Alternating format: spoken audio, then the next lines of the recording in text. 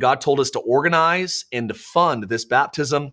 Again, I tried to talk God out of it. I'm like, there's a lot of other guys here, fathers, mothers here that are doing great things. I'm a nobody.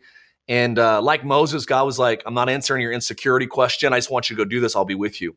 So we organized it. We paid for it. And to our surprise, that summer, which would have been about 6 months after God told us to do it, we find out there's a movie coming out called The Jesus Revolution, which thank you, Pastor Greg Laurie, for your life, your ministry, all you've done for our region.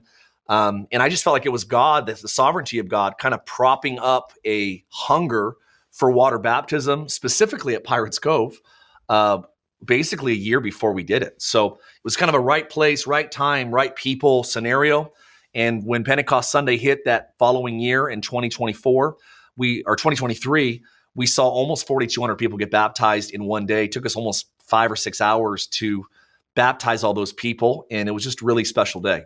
Hey everyone, so you heard from Pastor Mark Francie about the number of baptisms that are occurring through this Baptize SoCal or Baptize California. There's actually an 8-hour live stream where you can go and see what's being talked about, and then you could read some of the comments of the people that have watched this at Baptize America on YouTube.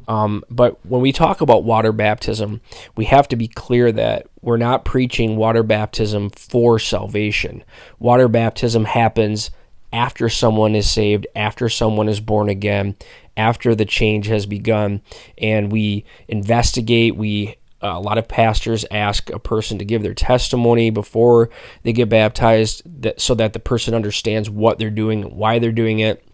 Sometimes when people go to these things, they get wrapped up into the frenzy and they think that, if I get water baptized, that I'm in right standing with the Lord, and that I am being saved by being water baptized.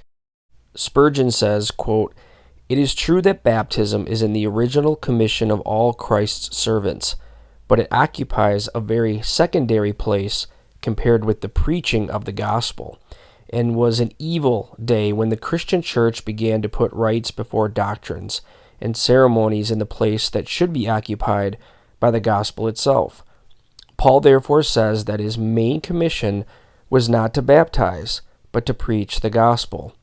Paul made this statement not to put a dishonor on the ordinance of baptism, but to let us see that the ordinance does not depend on the man, but on the sacred name into which we are baptized, and on the true faith of the person baptized."